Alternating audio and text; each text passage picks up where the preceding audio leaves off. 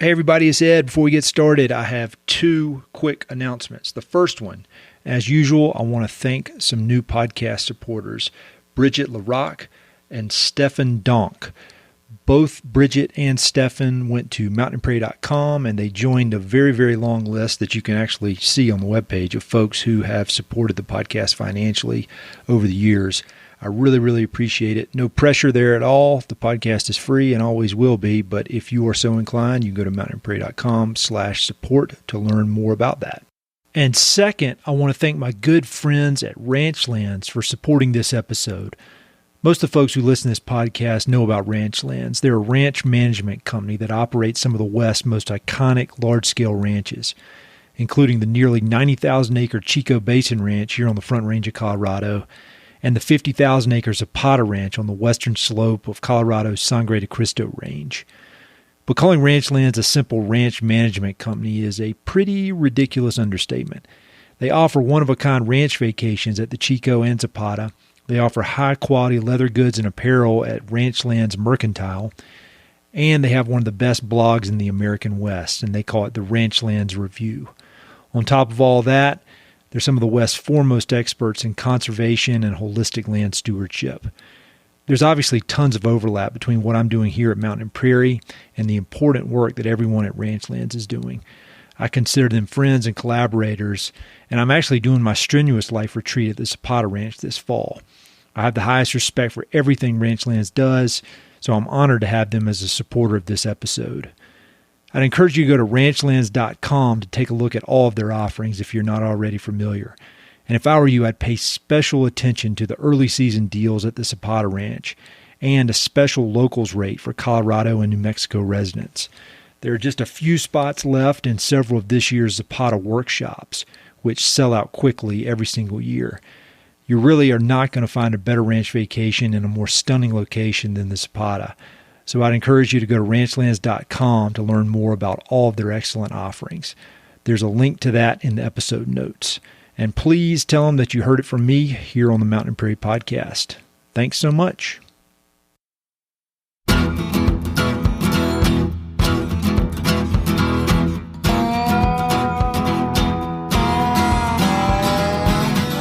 Hey, this is Ed Roberson, and this is the Mountain and Prairie Podcast, where I introduce you to some of the innovative individuals who are shaping the future of the American West.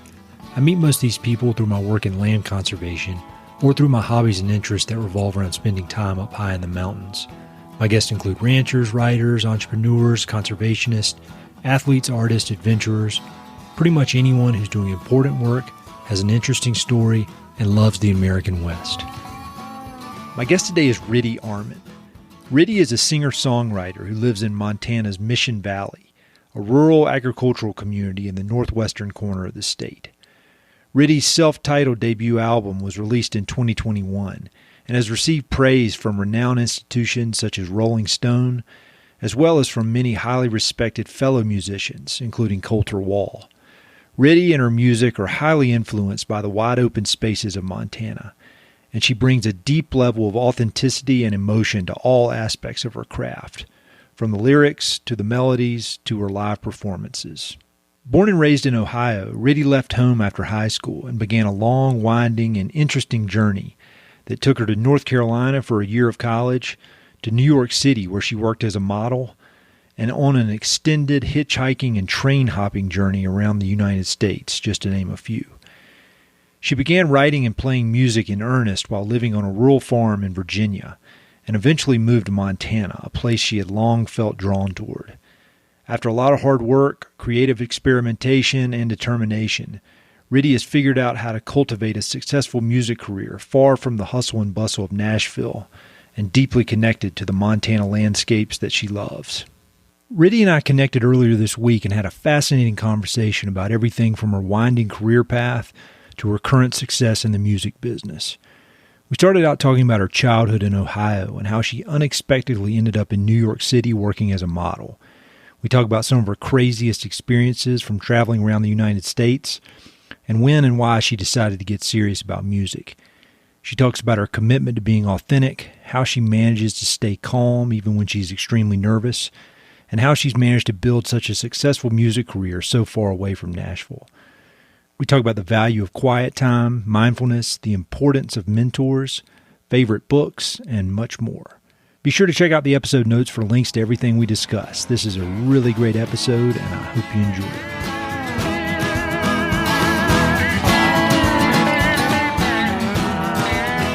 it. Like me, you are not from the West, and we both ended up out here. I think I'm older than you, so I got out here a little earlier. But we're both not from here and have found kind of a home out here. So I was wondering if you could start out by talking about where you grew up.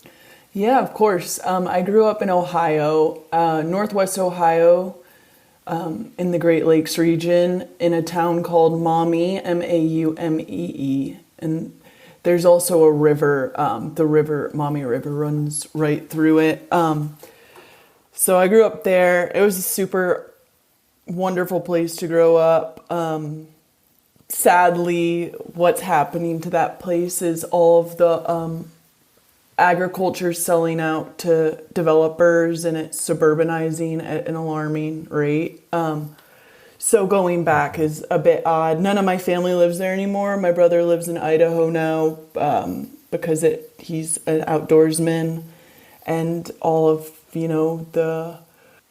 the places we grew up hunting are kind of unless their preserves are getting sold to developers. Anyway, so yeah, I grew up in Ohio.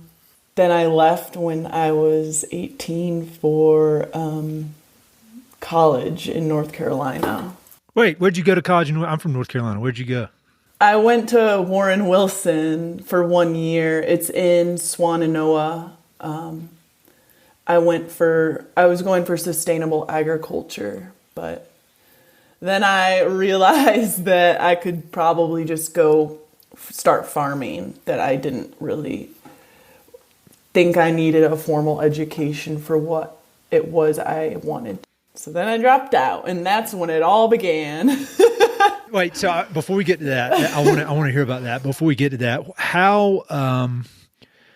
what was the connection to agriculture? I mean, you said that where you grew up, that it was an agricultural community that's now turning into housing developments, unfortunately. But like, were your folks involved in agriculture? I mean, how did that get in your head that you wanted to be involved?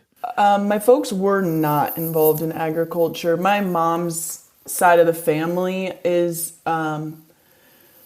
was heavily involved in agriculture, specifically corn in Iowa and livestock, but they left agriculture for the railroad industry. That's why they moved to Ohio. But so it is in my bones, but my parents were not involved. I just lived amidst it. I was a 4-H kid. I think that's what really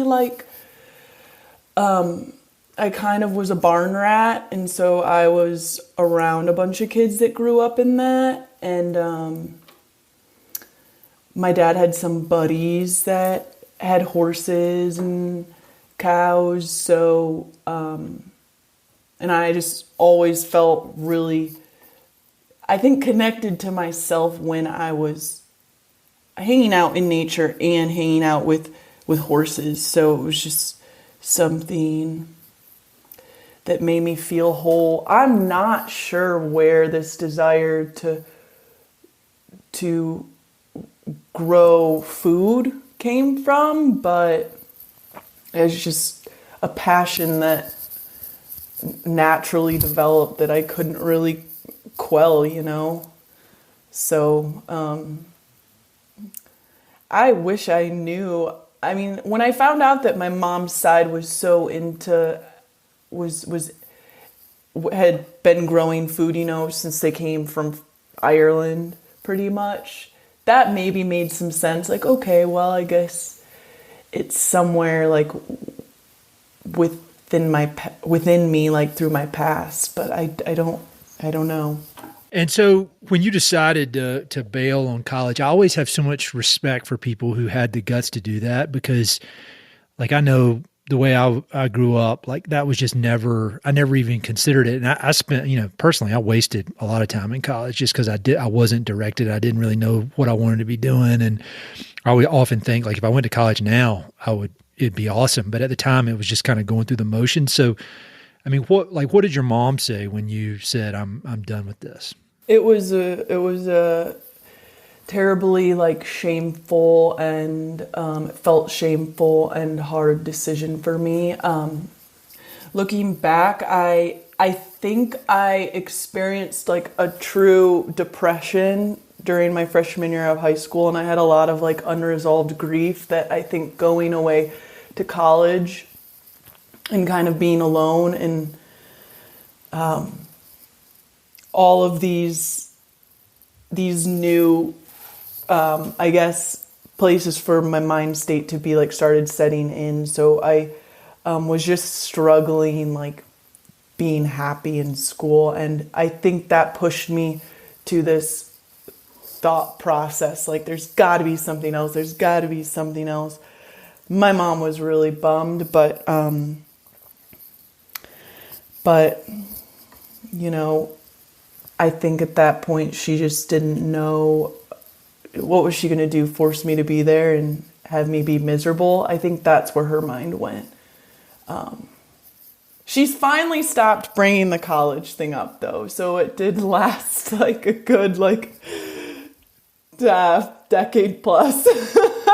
I get it. No, I mean, I got two little girls, and I mean, I think it's it is. I mean, when you think about college, like if you decide to go, it is kind of like this path that has been well established. But that's the common theme of so many people I have on this podcast is that very few people follow the established path, and so I admire it. It took me a long time. Like I think now at age 44, I'd have the guts to bail on it, but when I was 18, no, I mean I didn't. So I think that's awesome. So you leave Warren Wilson, and then do you go to Virginia? No, see, this is where the this is where the path takes a turn that I think most people wouldn't guess.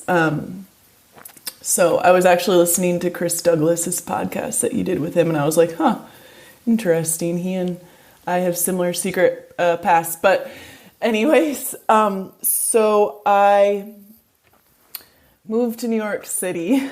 Oh, did you really? I did. Yeah. I, little girl from Ohio, the big city just sounded like something I wanted to throw myself into. I had a friend from my high school that got a scholarship to go to Columbia, and so she had an apartment there, and I went I moved out there and was seriously just crashing on her couch for a while.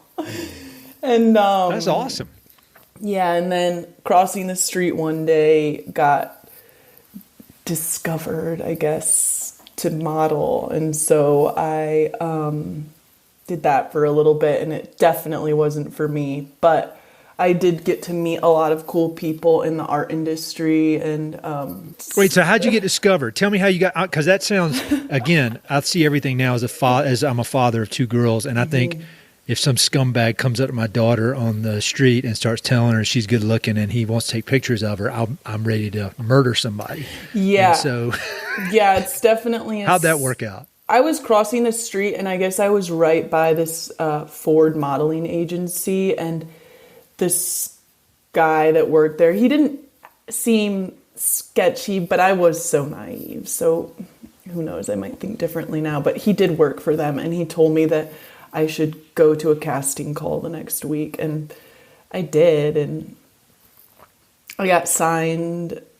It was very brief because it wasn't exactly for me. The industry wasn't. I did not know that. Like, yeah, I do a bunch of research before these things, and I'd not seen that. Same with Chris. I was just confused with Chris Douglas because I saw there was some model named Chris Douglas, but I just didn't put it together. But I had not seen anything about this with you. That's a really interesting, cool story that I didn't know. That's awesome. Yeah, it was pretty formative in a lot of ways, but it's not exactly something I talk about that much, just because, to be honest, that industry was just really toxic, and it wasn't an amazing experience for me. But it was good for me in a lot of ways. How? it taught me how to stand up for myself, more than I think I really had a grip on. And I did get to meet a lot of different types of people that I wasn't really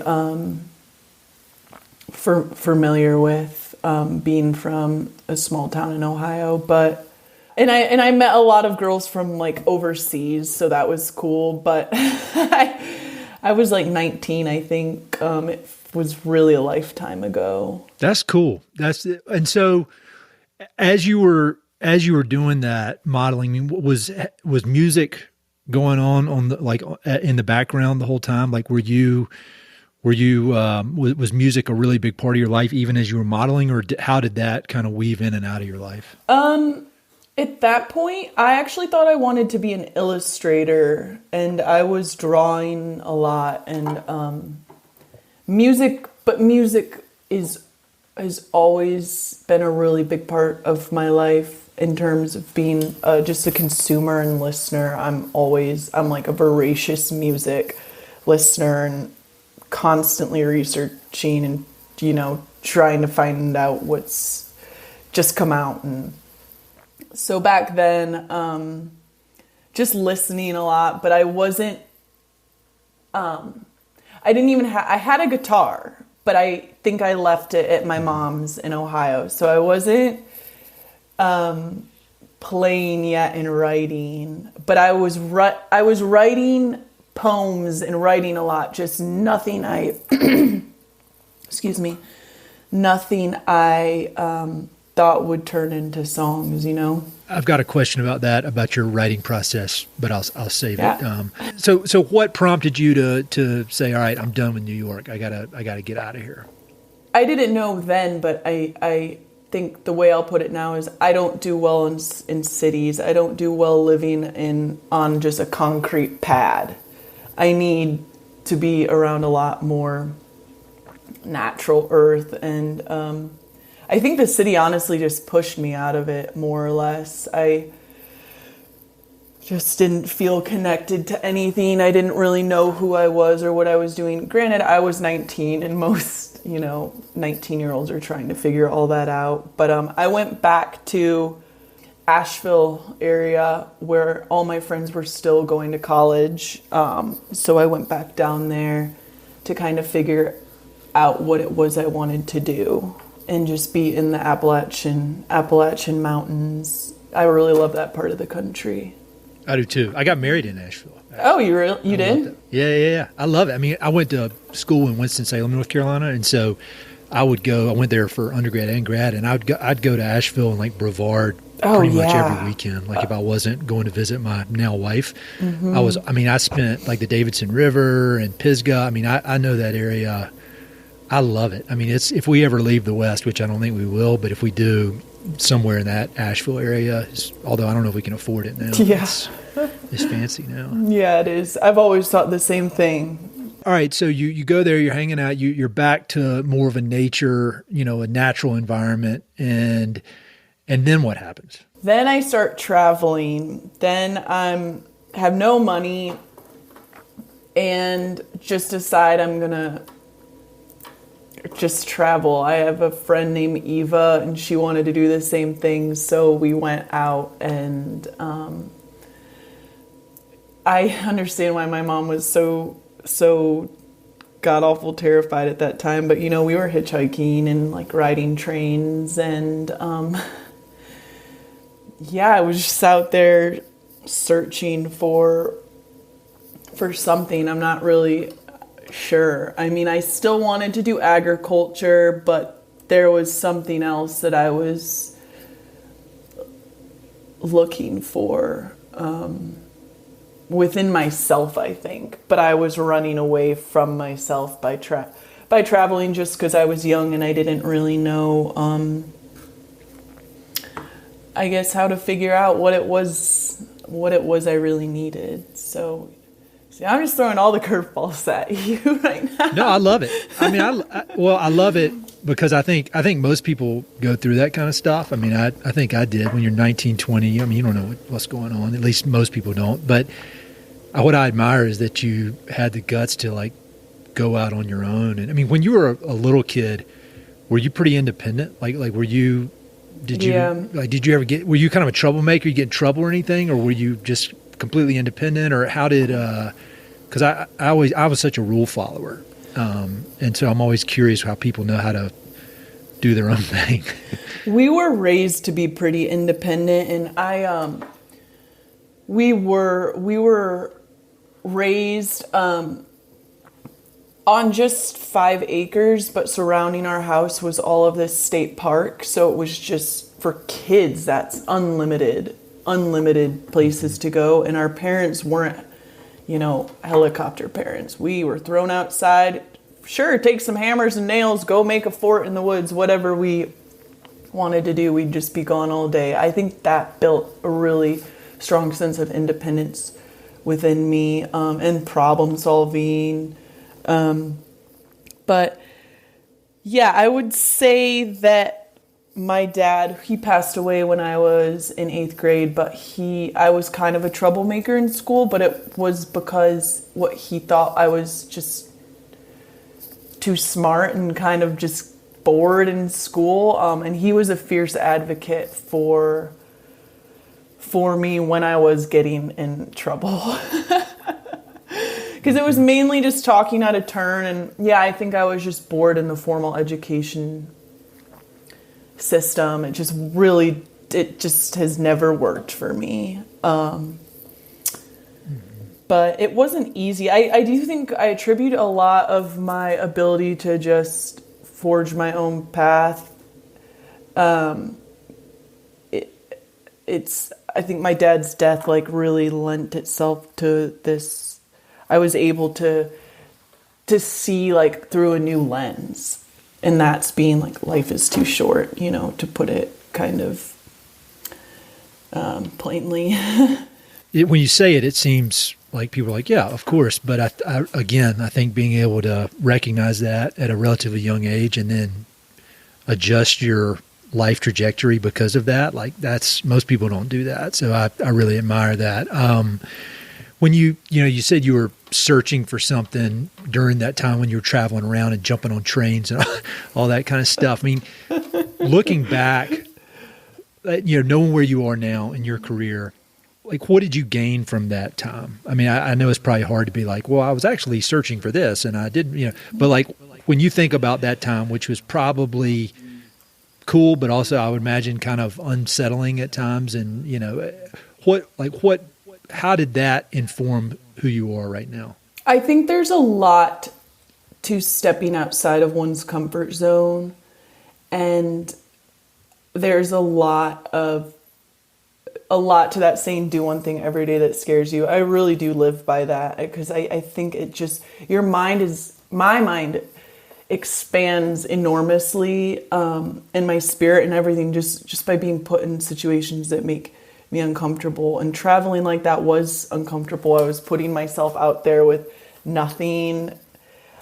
I was put in a lot of kind of sketchy situations, although they were all really important building blocks and learning tools to who I am today. I guess, yeah, that's where my mind sits on it, is that it was putting myself in those places of discomfort somehow.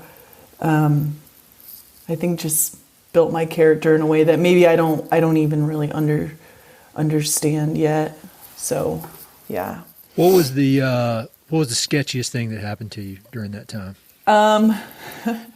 There was a couple, but one was ended up in this part of Kentucky. I think it was southeastern Kentucky, super small town, with my friend, one of my girlfriends, and she and I were walking through the town, trying to figure out where we were, because we got off on a train and we didn't know where we were. It was before smartphones. So these two cops show up, and they're wearing the old brown uniforms and the big ranger hats, and I had this buck knife on my hip, and the buck knife was my dad's, and on the sheath he had leather burned his name, Tom, into it. And we were like 19, 20 years old. We were so young. And the cop, in all seriousness, asked me if I had killed Tom and stolen his knife.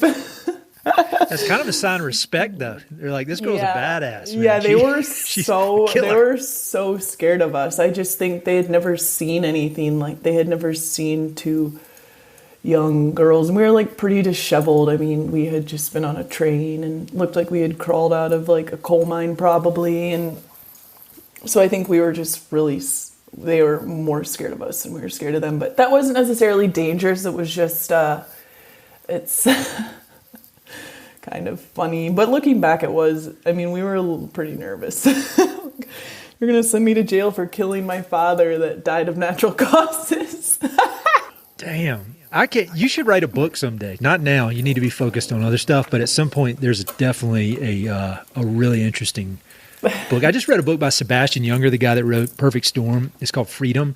And he basically travels he and some buddies, these war vets, hike the railroads through like Pennsylvania for like 400 miles. Whoa. And he tells some crazy, I mean, I think around railroad tracks, there's some sketchy stuff going on, as I'm sure you saw, but that's hardcore. I mean, that's so what ended that for you? When did you decide, all right, I've had enough of dealing with weird cops and sketchy stuff like this? And was there a turning point, like a breaking point, or was it just kind of like you transitioned out of that and started doing other stuff? Yeah, I just transitioned out of it, and also I wanted to live somewhere. You know, traveling like that doesn't lend itself to the cycles of agriculture. So I wanted to live like on a full year on the land somewhere. And so what really ended my traveling was moving to Virginia, although in between this traveling in Virginia was New Orleans. And one of my friend Eva and I, who we traveled quite a bit together, she and I ended up in New Orleans. She left and I stayed for a winter, and that is where I would say I met a lot of lifelong musician friends whom I still have, and that's really where I got the idea that I wanted to play and make music, and that it was really healing and important to me. So landed in New Orleans, and then met a friend down there, met a buddy, and he had just more or less inherited this acreage in Virginia that his father bought after the Vietnam War with his I guess money after the war. So we decided we were going to go up to Virginia and start a farm, which he did successfully. He still lives up there. He's got a mule team. He's a mule skinner now, and really grows sorghum and has runs a bunch of hogs and has some dairy cows. And so, a decade later, he's still up there doing it. So it's pretty cool. So how was that? I mean, so you went from this life of being on the move. I mean, you know, even from New York, I mean, you were there for a while, but then the traveling and kind of constantly moving. And then all of a sudden you're on a farm in Virginia where you are locked into the land. Like it's your responsibility to understand this particular piece of land and the cycles of the seasons and that kind of thing. I mean, was that quite a jolt to your system after being kind of on the move for so long, all of a sudden being anchored to a spot?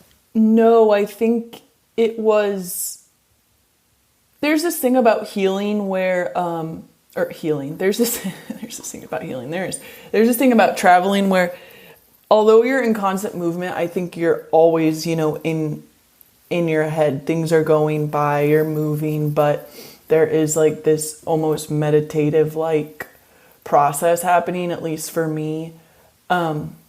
Maybe not necessarily when I'm traveling like for music, but when I was traveling in that way, there was. And similarly, when I moved to Virginia, it was like I don't know how to make this comparison make sense. It's a little out there, but anyways, I was just able to become in tune, like take all these thoughts and ideas I had gathered traveling and really like sit with them. And yeah, living out there was one of, I would use the term magical like times of my life, because I really became connected to the plant life and herbal medicine living out there, and just kind of, I mean, this sounds like a little bit on the hippy dippy side, but like really understood, like when people talk about like the spirit of certain plants, like I saw that. I like saw what, or felt what people were talking about. And it was this special, really special time where I was able to connect with like not only the like natural environment that was like of that place, but also plants that we were planting. Like I was learning about certain vegetables and like medicinal herbs that weren't native to the area. Yeah, it was looking back on that time, it always makes me smile. Honestly. No, that sounds formative. It seemed like it was like really easy time, but it was really hard in a lot of ways. I think I was going through a lot of like existential crisis. But the early 20s are just hard, you know? But you don't know that when you're in them. Anyways, but looking back, I was just in such a good place for what I was trying to figure out. And that's when I really started writing music as well. In the really great article that Anna from Ranchlands wrote, which I'll link to so people can read it, there was some mention in there that when you were in Virginia, you really had to deal with boredom, but that the boredom was ultimately really good for you. Can you talk about that a little bit and kind of why it was boring and then all the good things that came out of being bored? Because I've been thinking about that a lot recently and how we're never bored anymore. And we've always got this information just jamming into I had like a breakdown this weekend because I was like, there's too much damn info. And nobody's bored anymore. Not like my daughters, you know, we don't let them look at an iPad and stuff like that, but there's just this expectation that there's always inputs. And I think boredom is so important. So I kind of keyed in on that in that article. Can you talk about that? Yeah. I actually regretted using the word boredom because there's this saying, you know, only boring people are bored. Yeah. I didn't take it that way. I know what you mean, though. I know what you mean. Yeah. You know what I mean? Yeah. But it was just this, it was, it just felt like there was so much time to the day, and you know, you can only read for so many hours in the morning before you're like, I want to put this book down. Mm-hmm. And you there's only so much work to do outside. There was lots of moments of, what should I do? That where now people will just pull their phone out and start scrolling or put a show on or whatever, without really having to think like, what am I going to do? Like go throw rocks in the river? I don't know. I guess I'll go take myself on a walk. I guess that's what it felt like to be bored out there. Like one more kitchen project. I don't know. I've already done the dishes 1,000,000 times today. So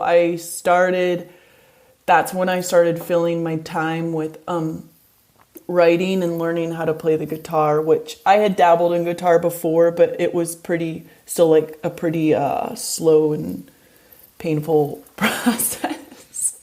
So why'd you stick with it this time?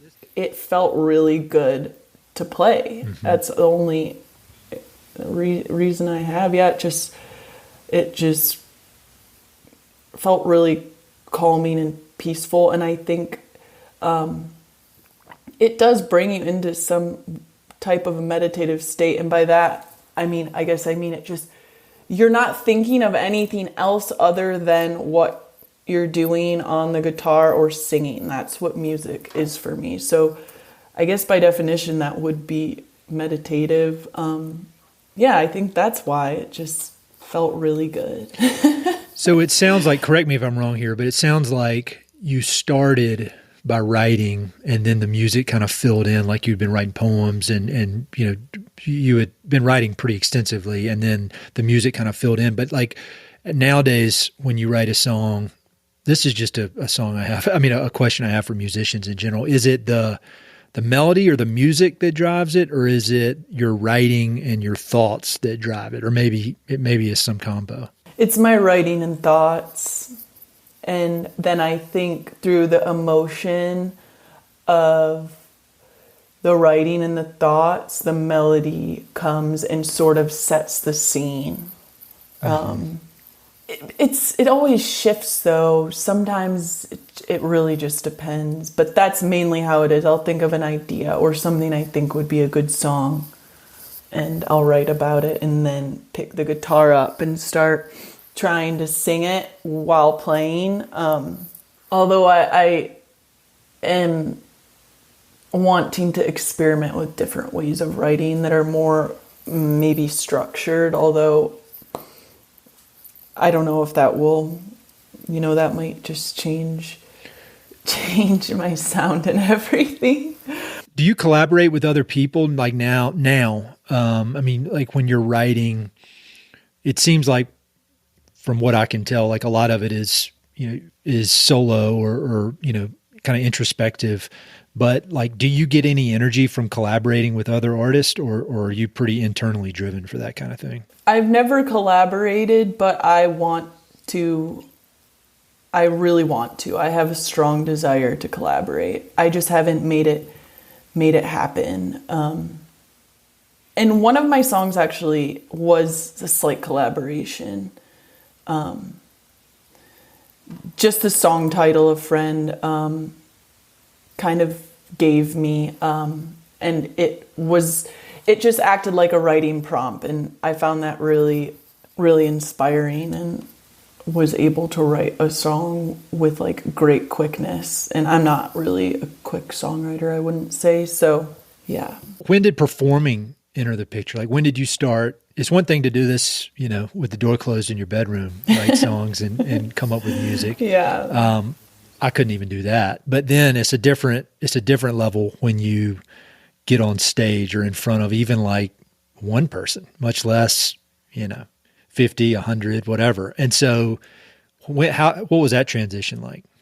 I'd say that the transition has really started within the past 3 years, but I was pushed to play shows back when I lived in Virginia. I played a few shows just in the, backyard around a fire or in the living room at people's houses. But, they'd make little flyers and we'd have little shows. And that was terrifying for me. Yeah, playing for 8 friends was absolutely mortifying, and my voice would close up and I was shaking uncontrollably and probably would make up excuses half the time for why I couldn't make the shows. So I was really stricken with stage fright.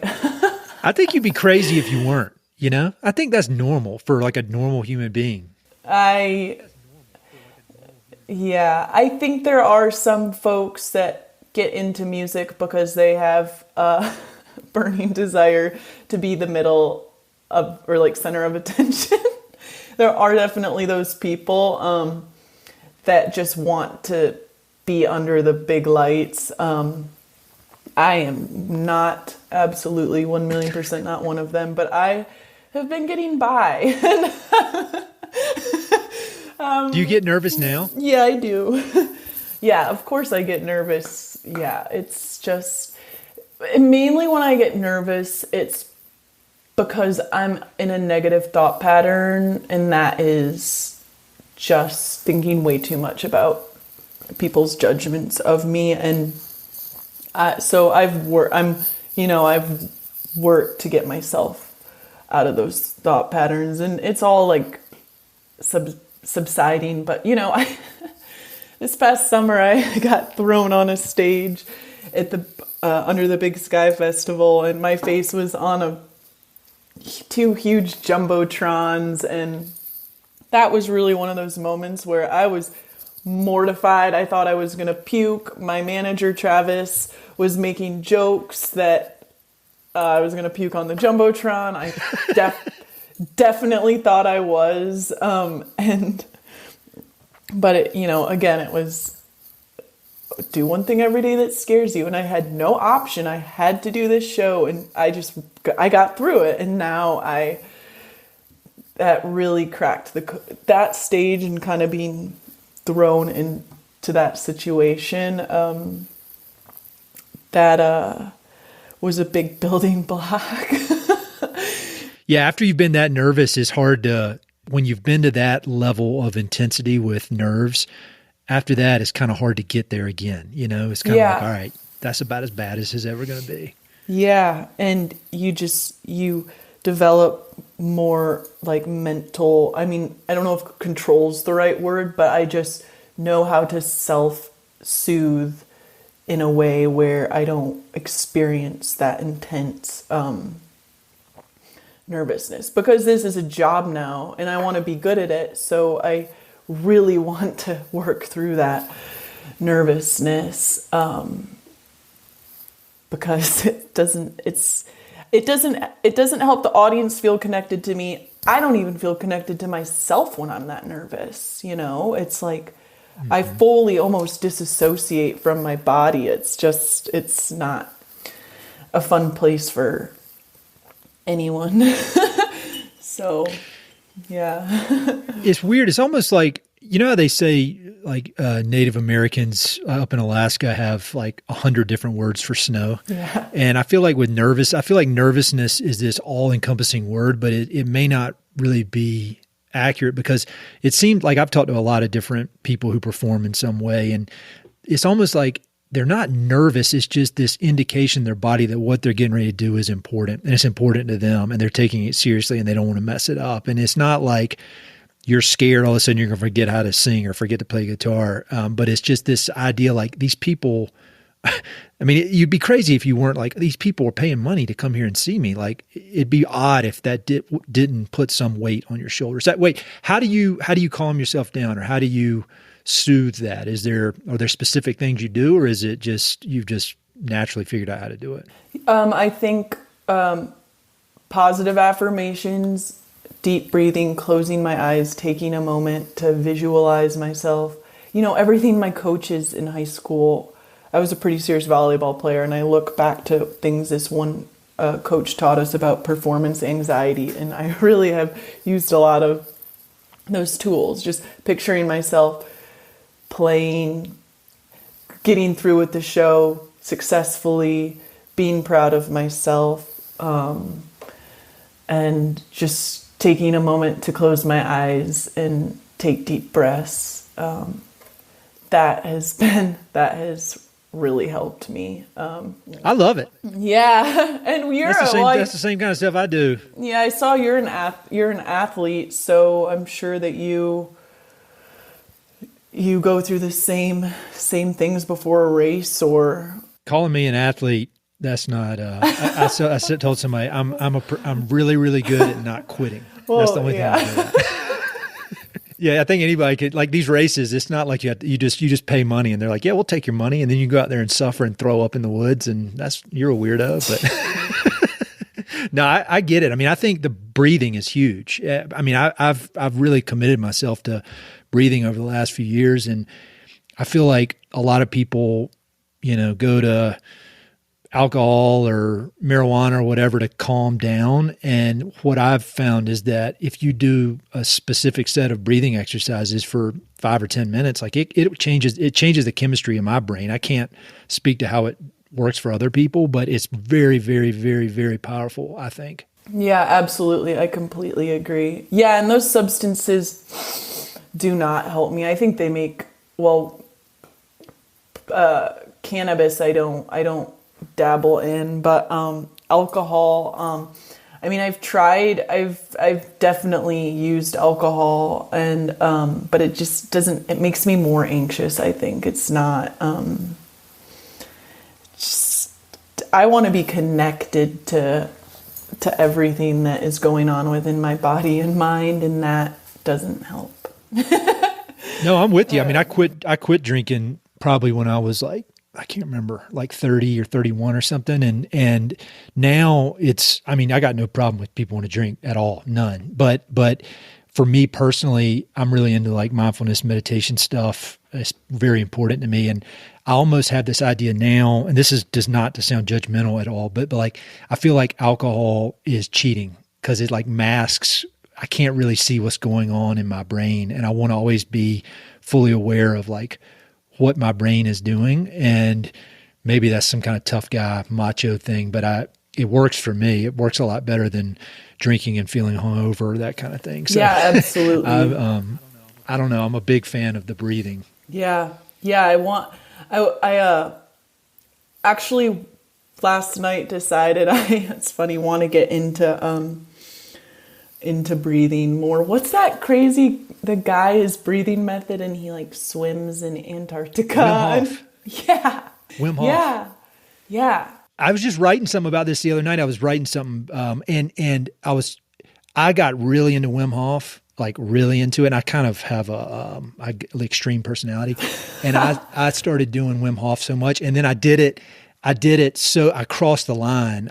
And I passed out when I was taking a shower and fell on the bathroom floor and smashed my face. So you got so now I know where the line is. So high off breath work. So you don't want to go that far, but if you go right up the edge, like right there, then you're good. But yeah, I'll send you a book about it because I'm serious. It is. Meditation is a long-term commitment, and it's, meditation is not a quick fix for anything, but if you kind of go crazy with this breathing stuff, it is a very quick fix for whether you're depressed and you want to feel better, or you're too jacked up and you want to calm down. Like, it's really amazing. So I don't know, other people listening to this, like, what are these weirdos talking about? But offline, I'll send you some yeah, absolutely. Yeah. I'd love that. When did the urge to go to Montana hit you? Wow.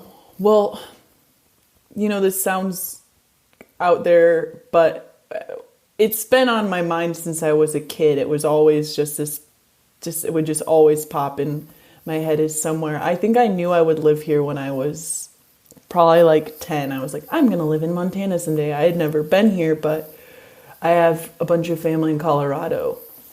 So we'd grow up going to Colorado. So I was super familiar with the way that the mountains made me feel.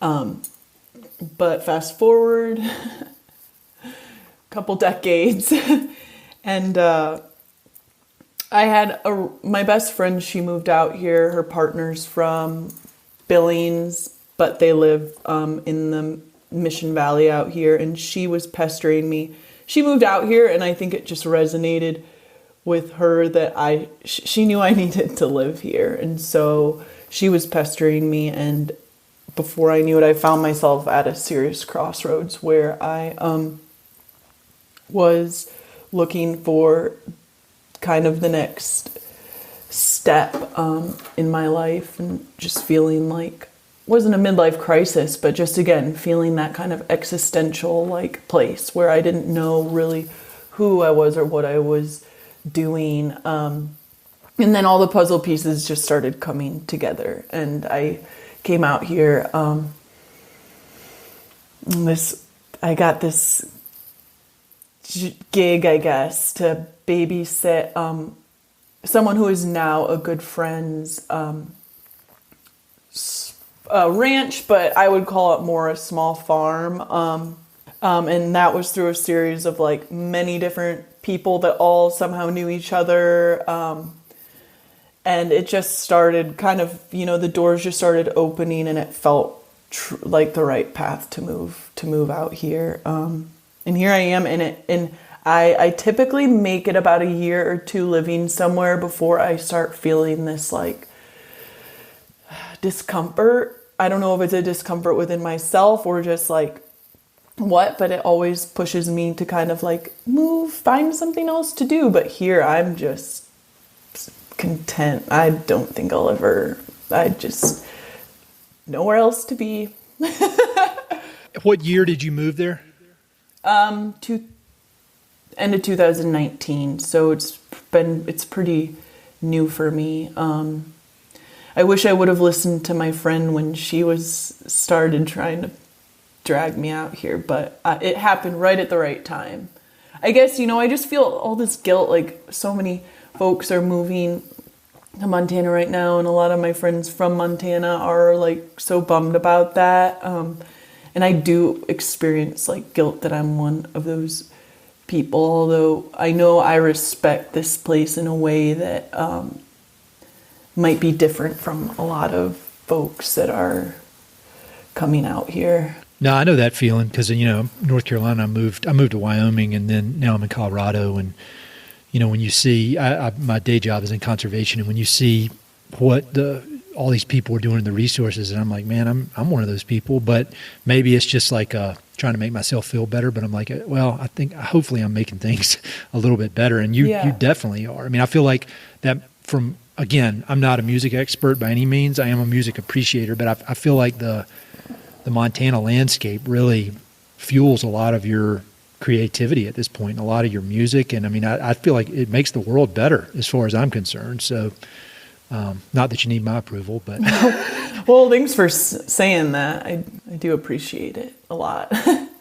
So I feel like maybe I could be wrong here, but when you moving to Montana, and when your music career really started taking off, it seems like those are kind of intertwined in a way, which I think is interesting because, I have some friends that have been in the music business, and a lot of them say you got to be in Nashville or you got to be in Austin and you got to be on the circuit and doing all this kind of stuff. And so how do you account for you moving to a pretty remote spot, and then your music career also becoming like you said, it's your job now. This is your job. It's not a hobby. And so how did that work? Oh, wow. I was just talking to my partner telling him about this last night, because I remember I was living in New Orleans, and I was really trying to focus on my music.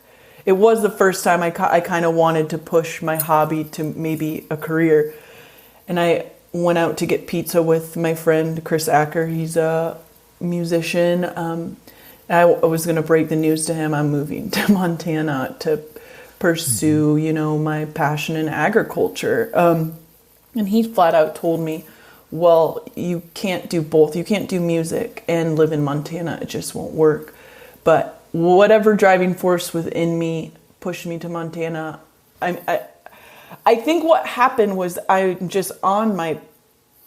on the right path. And so moving to Montana, everything just started clicking and matching up. And the music, there's a video that went viral on YouTube that we can all attribute to like my name getting out there and La Honda Records finding me. But that video probably wouldn't have happened or had such success if I hadn't moved out here. And I was just in such a healthy and like wonderful state within myself too, that I think I was just, I guess, kind of attracting like what my dreams and goals were.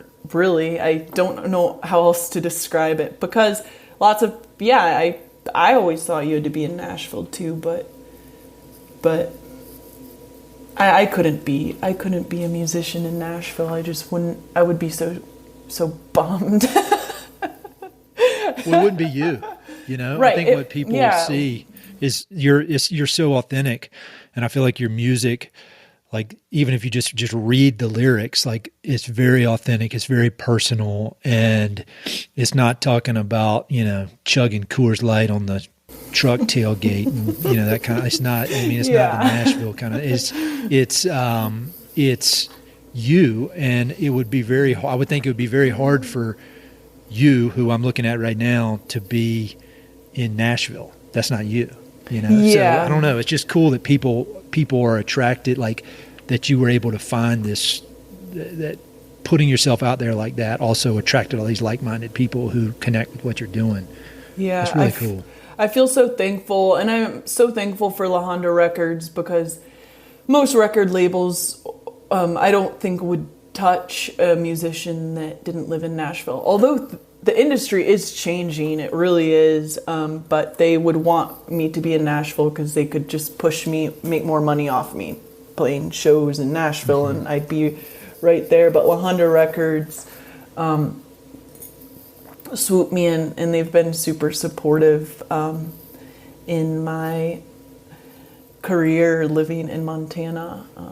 But not one of their musicians lives in Nashville, so that's just kind of their thing. They just are looking for honest people that are sharing themselves through honest music. Nah, that's awesome. I mean, it doesn't seem like it gets any better for that, the type of artist you are. Now, the people we were talking about earlier who want the spotlight on them and that's all they crave, maybe that wouldn't be an ideal fit. But I think, that's, I love hearing that. So like I said earlier, you come off to me, and I think to a lot of people, as just extremely authentic. And we got a lot of mutual friends, and one of the words that kept coming up when people would talk about you is humble. Like, she's just really, really humble. She's really, really humble.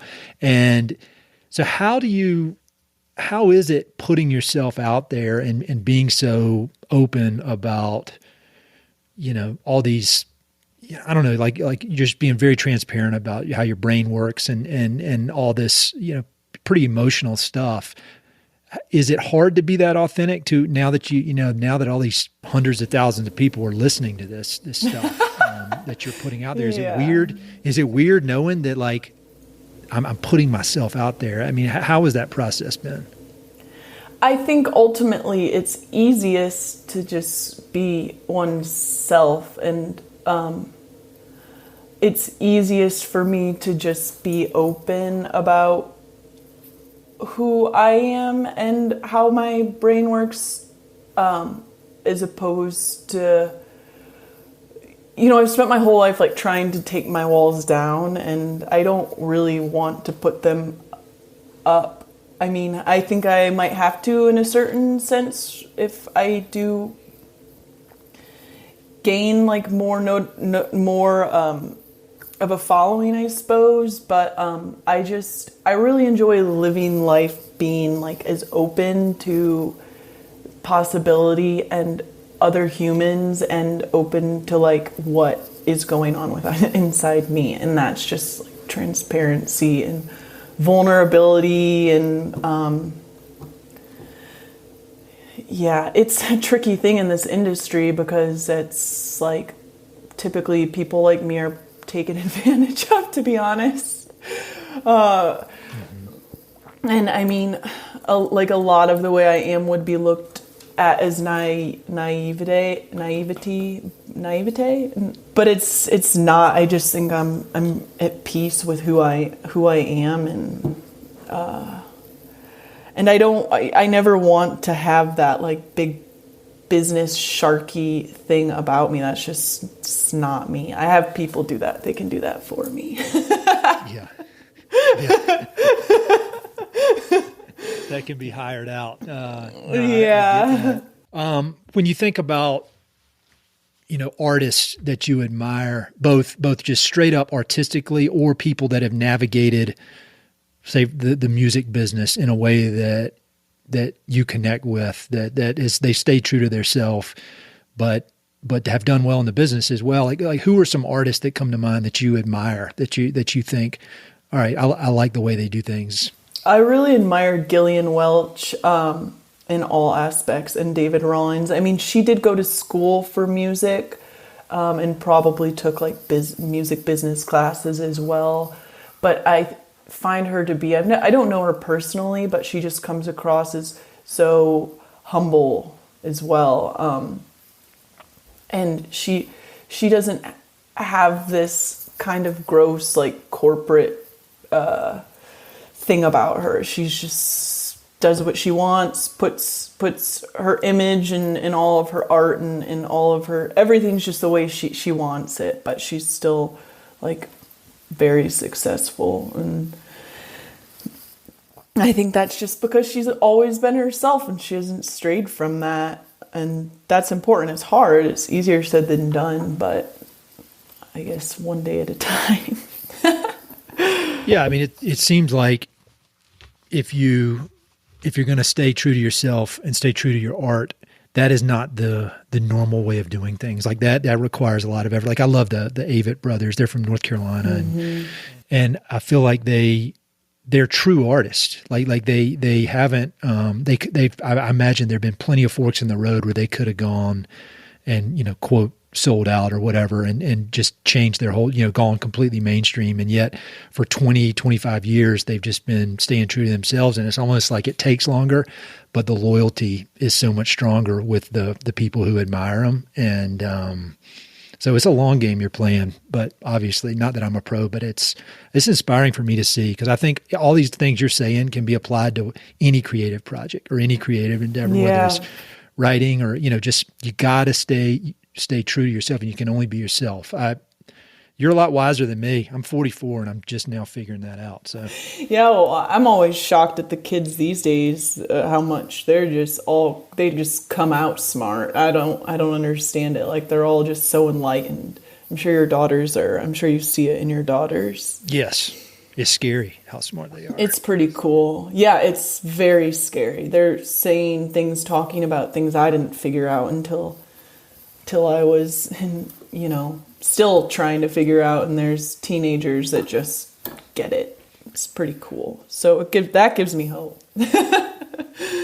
Do people, like if you had to give some advice, knowing all these cool experiences you've had and your path has been winding, which is exactly why you're an interesting person and why the music is so good. I mean, it's all been fuel for that, but you obviously didn't follow some laid out path that they teach you in music college or whatever. So what is your advice to young people or anybody, any creative type who is looking to kind of do their own thing or make a mark in the world through a creative project? Do you have any advice? You're humble. So I don't really have any advice. I think I'm still figuring that out, but I would say something that helped me when I was younger was I always had, mentors. I guess they probably didn't know they were mentors, but like older people I really looked up to that were positive influences and that I wouldn't like model my life around, but gain like deep inspiration from the way that they were living, or like the possibility of them even existing. There was just lots of strong women, especially that I, not to say I didn't grow up with strong women around me, but there's a certain kind, which is ones that forge their own path. I wasn't really, didn't know that you could just do that. So, yeah. So I guess having a mentor, finding people that you, that you're inspired by, and even just trying to form a friendship, asking them if you can go out to lunch with them, just having conversation, starting a pen pal, being pen pals with them. I don't know if people do that anymore, but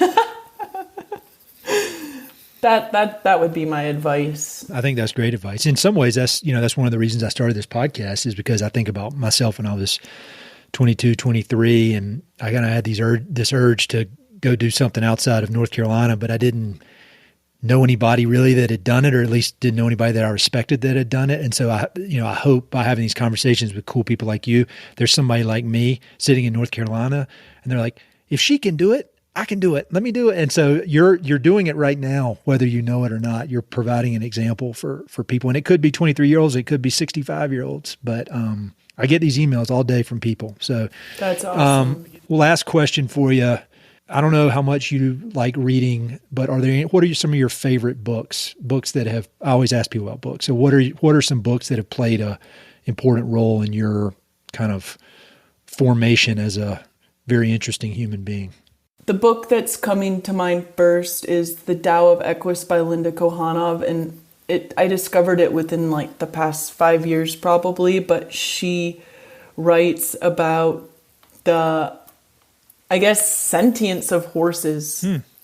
Cool. For the most part. And she's a classically trained violinist, so she's coming from this world of music. Now she owns a therapeutic riding program in Arizona, but that book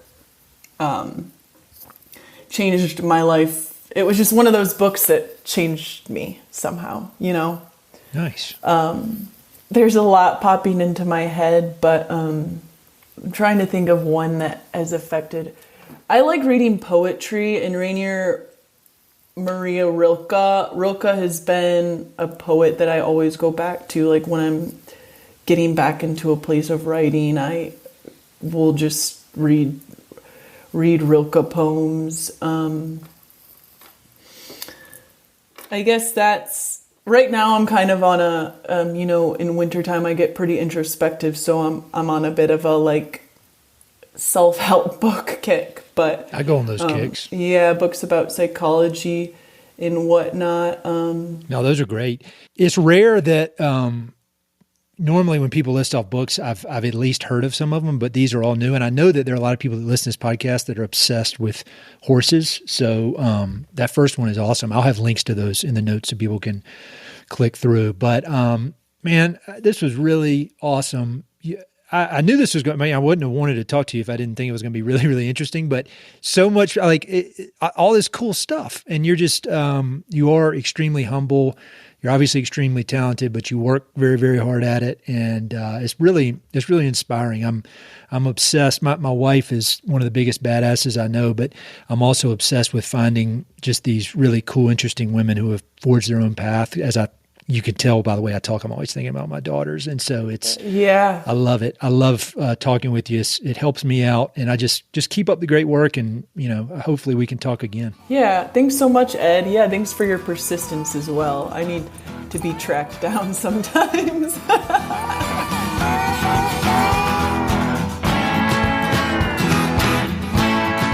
Hey, it's Ed again. Thanks so much for listening to the podcast. I know your time is valuable, so it means the world that you spend it listening.